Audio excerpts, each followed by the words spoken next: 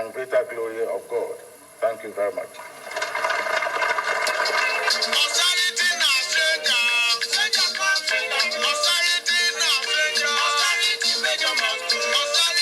It is pertinent to recall that our first efforts at democracy and self-government were abruptly arrested in the mid-60s, largely as a result of the incongenial atmosphere engendered by the uncompromising stance adopted by the political parties of the First Republic. Thus, opportunities were lost for our people to interact and learn to accommodate different points of view for the betterment of the country. We must not allow that episode to repeat itself. The new system that will have adopted presents us with yet another opportunity to achieve national integration, which is a prerequisite for the building of a strong and virile nation. Let it be known that our commitment to the total liberation of our brothers in Zimbabwe, Namibia, and South Africa, our commitment in Zimbabwe, Namibia, and South Africa remains unshaken.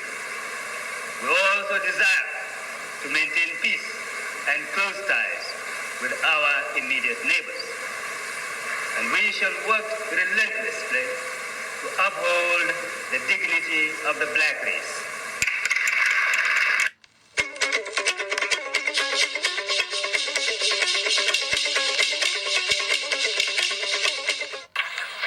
The Nigerian armed forces fulfilled their promise to end 13 years of military rule in 1979 when they voluntarily handed over the reins of power to the civilians. The essentials of good government as seen by the people of this country were contained in the provisions of the suspended 1979 Constitution, particularly Chapter 11 thereof, which relates to the fundamental objectives and the directive principles of state policy. However, the Nigerian people watched helplessly while over the succeeding 4-year period of the first term of the defunct administration, most of government of the Federation failed to provide even the minimum of good government. The otherwise born economy of the first two fiscal years, 1979-1980 and 1980, was allowed to run down through mismanagement. Not only was there an inadequate response to the global recession caused by the worldwide oil glut and the oil production crisis which beset OPEC member countries, but measures designed to curb Nigeria's vulnerability to the vagaries of oil market were applied in half-hearted manner. The monetary and fiscal measures introduced under Economic Stabilization Act 1982 to boost local production of goods, improve foreign exchange reserves, and make the economy more self-sufficient and self-reliant were not implemented in a manner in which they could have the desired effect. The promised import food item to supplement the shortfall in agricultural production was not fulfilled for the benefit of the people. What quantity was brought in was either diverted, hoarded, or sold at prices beyond the reach of the ordinary man. The administration of the import licensing system was so corrupt that licenses were denied to genuine importers and manufacturers, only to be given to middlemen whose only interest in these licenses was to hawk them around. Fraudulent acts, armed robbery, etc. became the order of the day. The government seemed unable or unwilling to deal firmly with perpetrators of such acts. When the executive branch of the government failed, the people expected relief from the legislative branch, which was invested with the power within the checks and balances in the Constitution to ensure that the executive provided good government. The legislators, however, were in no position to check the drift of the executive since they were not active collaborators. They were preoccupied with other things of no benefit to the people whom they presented.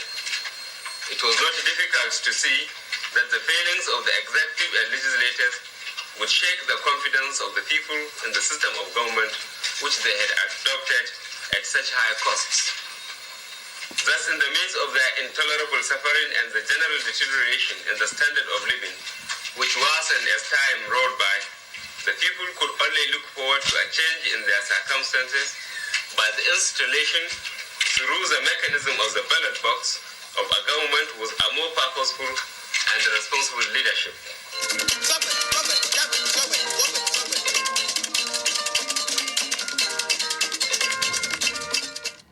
We have put in our best. We have had sleepless nights. There have been periods of joy, sadness, and frustration. There have been periods of satisfaction and sense of fulfillment. There have been periods of dismay and disappointment. Responsibilities of the interim national government is followed.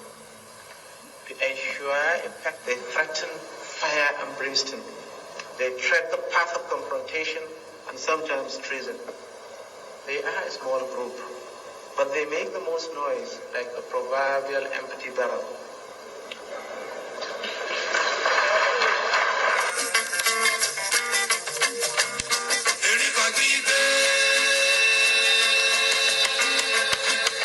The interim national government, ladies and gentlemen, may be a child of circumstance, but it is high time we came to terms with the reality of our circumstances.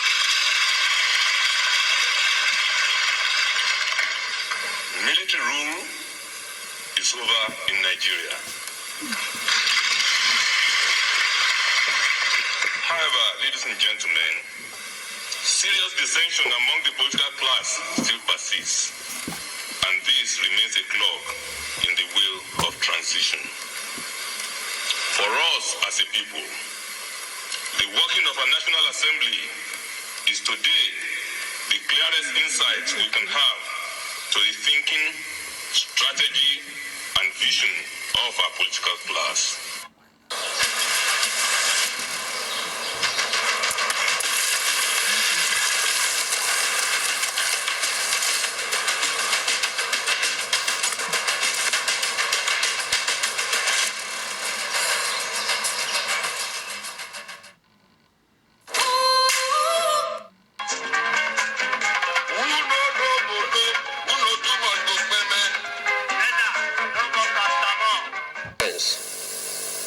Sequel to the resignation of the former head of the interim national government and Commander-in-Chief of the Armed Forces, Chief Ernest Shonekan, and my subsequent appointment as head of state and Commander-in-Chief, I have had extensive consultations within the Armed Forces hierarchy and other well-meaning Nigerians in a bid to find solutions to the various political, economic, and social problems which have engulfed our beloved country and which have made life most difficult to the ordinary citizens of this nation.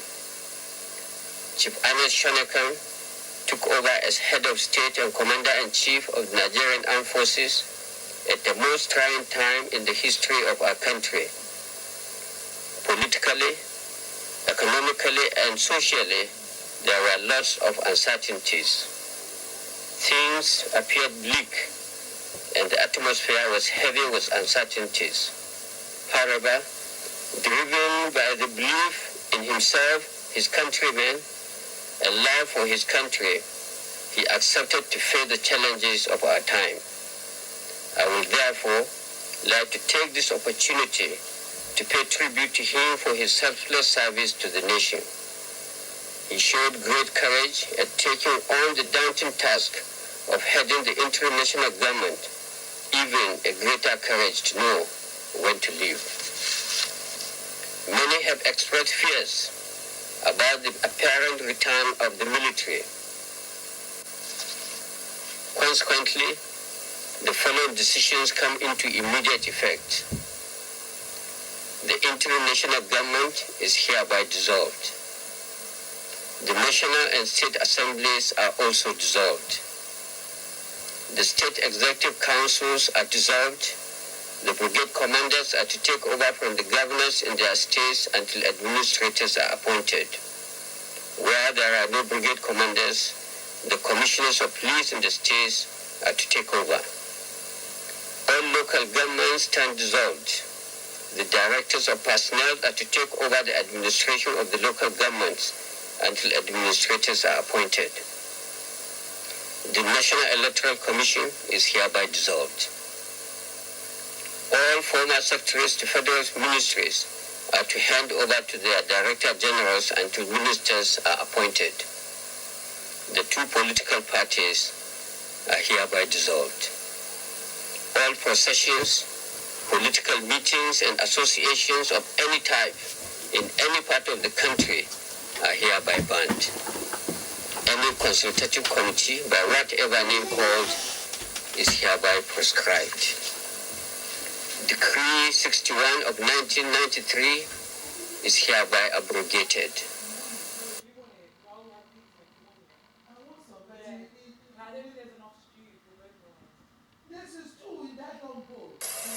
Fellow Nigerians, it is with a very heavy heart that I address you for the second time since destiny bestowed upon me the mantle of leadership of our beloved nation. Exactly 1 month ago, we were shocked by the sudden passing away of our late head of state, General Sani Abacha. As we conclude the official 30 days mourning of this great loss, we are now challenged by another national tragedy. The passing away yesterday of Chief Moshood Abiola was as sudden as it was tragic. Particularly, he died on the brink of his release from detention. For me personally, and for the nation at large, this must be one of the saddest moments of our life.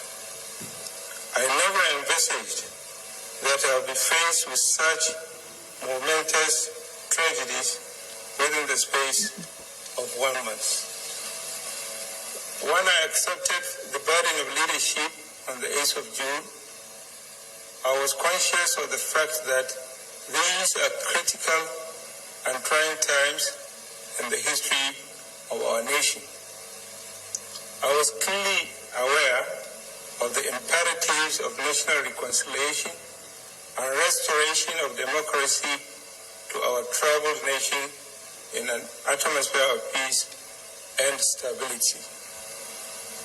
I was also determined to establish the professional image and integrity of the armed forces of the Federal Republic of Nigeria to enable them play their traditional role in the coming democratic order.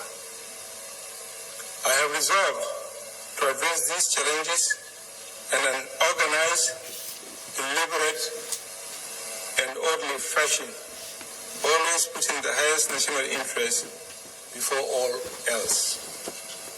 Chief Abiola would have contributed his own quota to this process. It was in recognition of this inescapable fact that, after a series of consultation between Chief Abiola and government on the one hand, and between him and representatives of the international community, as well as members of his family, that a meeting of the Provisional Ruling Council was convened for today to decide on his release. Alas, God willed otherwise, and today we mourn his loss. Government has already ordered full autopsy to establish the actual cause of his death. The autopsy is being undertaken in cooperation with Abiola family and the participation of expert pathologists from the United States, United Kingdom, and Canada, as requested by his family.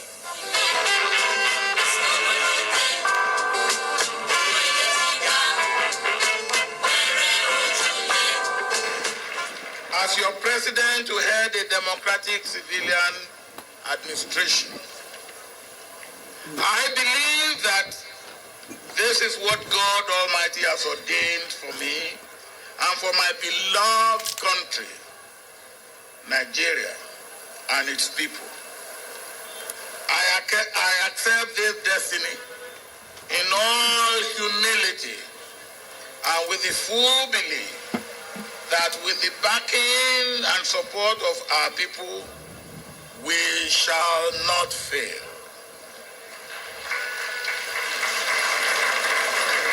The beneficiaries of corruption in all forms will fight back with all the foul means at their disposal. We shall be firm with them. There will be no sacred cows. Nobody, no matter who and where, will be allowed to get away with the breach of the law or the perpetration of corruption and evil.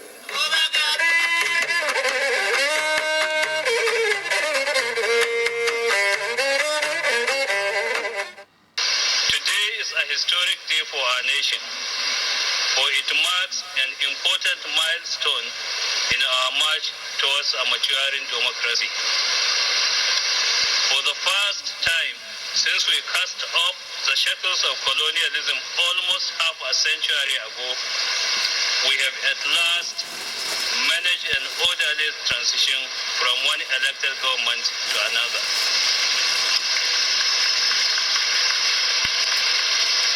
We acknowledge that our elections were not perfect and had lapses and shortcomings.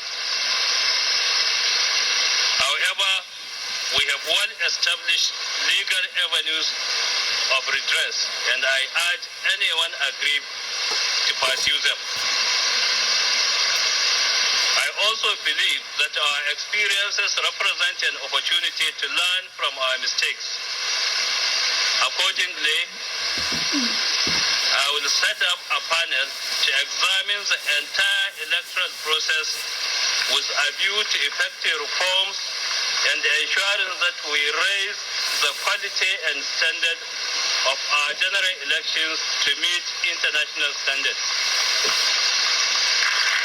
I will make this a national priority at the conclusion of the legal processes. Today also marks a generational shift when we, the children of independence, assume the responsibility of national leadership. My fellow citizens, I am humbled and honored that you have chosen me and Vice President Jonathan to represent that generation in the task of building a just and humane nation, while people have a fair chance to attain their fullest potential. Luckily, we are not starting from scratch.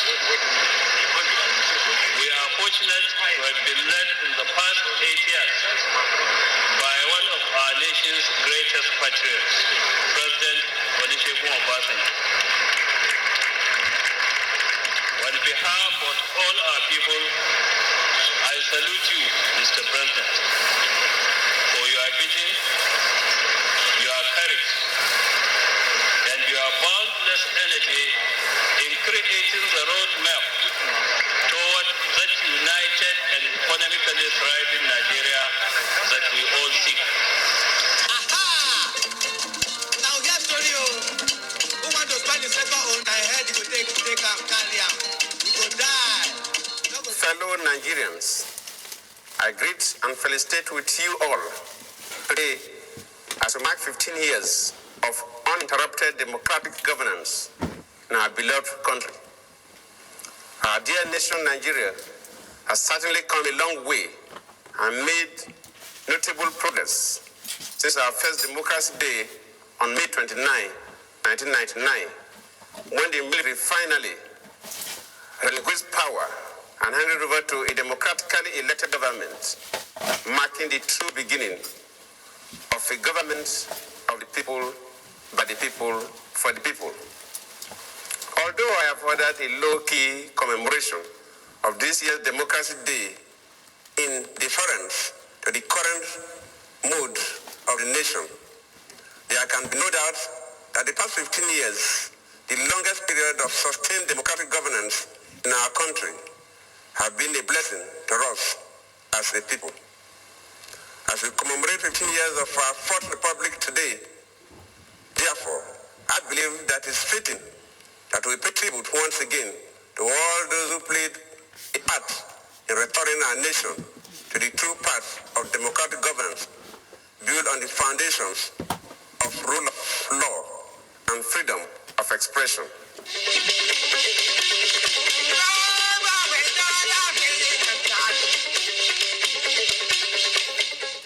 Hello Nigerians. The 2020 celebration of Democracy Day marks 21 years of uninterrupted civil administration in our dear country. This day provides us an opportunity to reflect on our journey as a nation, our achievements and struggles. It is a day to honor our founding fathers who toiled to establish our republic and every Nigerian who has worked tirelessly to sustain it. We are celebrating this year's Democracy Day despite the COVID-19 pandemic, which afflicts our nation and the whole world. It is indeed a very difficult time for everyone, especially those who have lost loved ones to the virus and those whose sources of livelihood have been severely constrained by the stringent measures we introduce at every level of government to contain the virus and save lives. The dedication of our health and other essential services staff towards containing this virus is a testament of our courage and resilience as a people and as a great nation. And I use this opportunity to say thank you to all of you for your service to the nation. Sustaining our democracy thus far has been a collective struggle, and I congratulate all Nigerians and particularly leaders of our democratic institutions for their resilience and determination to ensure that Nigeria remains a shining example of democracy. In my 2019 Democracy Day address, I promised to promptly address the nation's daunting challenges, especially insecurity, economy, and corruption. I therefore find it necessary to give you an account of my stewardship on this day. We have recorded notable achievements in the course of implementing our 9 priority objectives and are establishing a solid foundation for future success. On the economic front, our objectives have remained to stabilize the macroeconomy, achieve agricultural and food security, ensure energy sufficiency in power and petroleum products, develop infrastructure, fight corruption, and improve governance.